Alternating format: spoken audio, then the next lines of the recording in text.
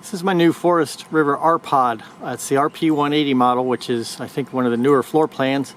Has a nice big bathroom in the back, which is important. This will be my first night spending in it. Just got it parked out in the driveway. I'm not really going rough. I've got enough electricity for the air conditioner, and I got city water. So I'll have cold water. I won't have hot water. Turns out there was a piece missing. Let's walk around, I'll show you. In the hot water heater, when I went to fill the water system, the water just came pouring out of the hot water tank. And what had happened is the thing had been winterized. And when they did that, they removed all the drain plugs and they forgot to put that one back in. And that's actually not just a drain plug. Something called an anode rod goes in there, and it's just a big cylinder, about maybe not quite half an inch in diameter and about 8 inches long or so. And the idea behind that is it will corrode easier than the sides of the hot water heater. So it's intended to just keep the inside of the tank from corroding. This is a slide out. You see these on big trailers. First time I've ever seen it really on one this small.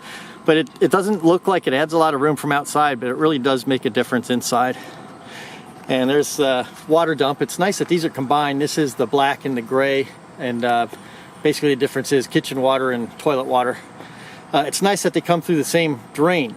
So when you run the nasty side first, you can run the cleaner side through the same pipe and kind of clean it out a little bit. There's inputs for cable and satellite, and black water flush is nice. That actually, you can hook a garden hose up to that, and it's another way of blasting whatever may have gotten stuck in there, just blasting it out of there. And there's my wall outlet, so I'm going to have air conditioning tonight. I've never spent the night in any kind of RV before, so tonight's going to be the first time I've done this in any kind of way. I've slept in tents before. Probably the best thing is going to be middle of the night. I'm going to have a nice bathroom to go to. And this is really why we picked this model, was this bathroom.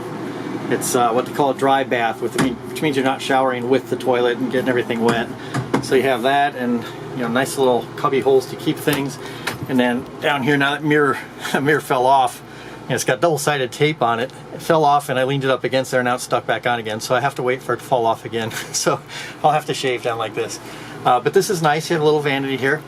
And then on this side, it's supposed to be hard to do, but there's a stand-up shower here.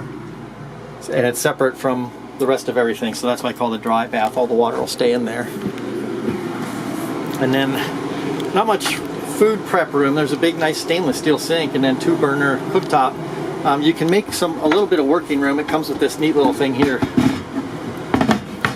So you can dump that in there, and then I've got a cutting board to sit on top of that because that's where I'll do my cutting. And I'm just starting to figure out what kind of stuff I need. One of the first things I decided I needed was a Keurig. So that's a nice little single cup Keurig coffee maker. It's not Keurig, it's Keurig. It uses Keurig cups. It's actually Farberware. I think it was $30 at Walmart. And then got some good drawer space. Got some knives, and these are not, they don't have any kind of igniter. You have to light them with a lighter, so I've got a lighter in there. But there's enough room in here for pretty much anything you need to cook. How big are you going to cook here? It's just small. This, you'd think I'd put something in there and have storage in there. Actually, it's to hold this little trash can. The trash can will fit in there. So I just have to keep that reserved for the trash can. And then a lot of room up here. Just sundries, beef jerky, microwave popcorn, whatever. This is a bunk bed. This is like most RVs, I guess. This converts between supporting a couple mattress pads or coming up and becoming a table for a dinette. So in the event I travel with the family, it's probably going to be wife, 2 dogs, and then me on the bunk. So I got some sheets. I'm going to put those on here in a bit. It's kind of a weird size to find, but Amazon came through. Those fit pretty well. And queen size sheets are still on order. I've got some that I borrowed from the house that I'll use for tonight. So these windows are pretty nice. I mean, they let the light in really well, but from outside they're just like black. I brought a couple movies out. Got a little TV mounted on the wall here, and then the DVD player is inside of that.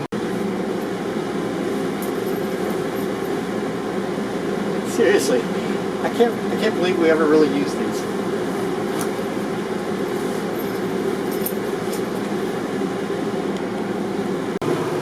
Here's a pro tip.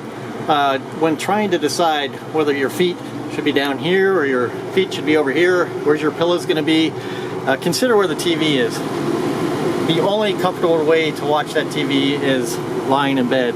The dinettes are not all that comfortable, and even if they were, only one seat would be able to see it. I mean, it does swivel out, but this seat's going to actually be underneath it, so that's where your feet go.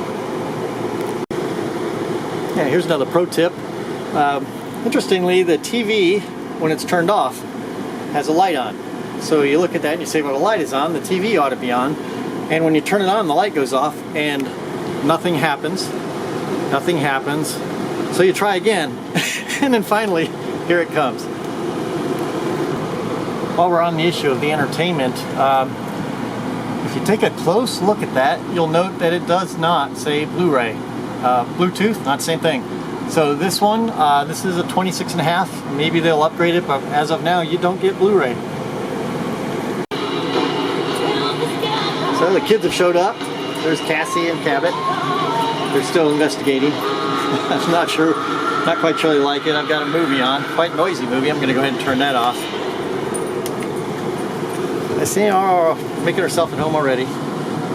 So plenty of room for pets. They'll be just fine in here. And that's how much that slide out matters. If you didn't have that space right there, this would be very, very narrow little hallway. So plenty of room in here. So I was watching DVD and I had nice audio out of the speakers, one there and one there.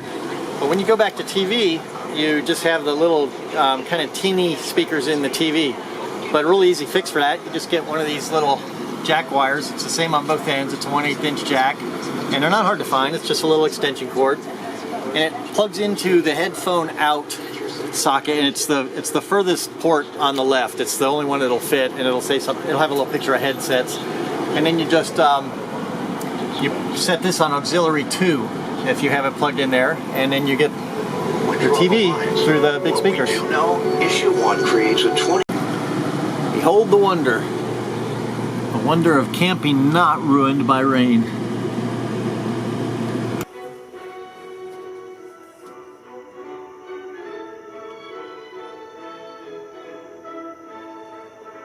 Oh.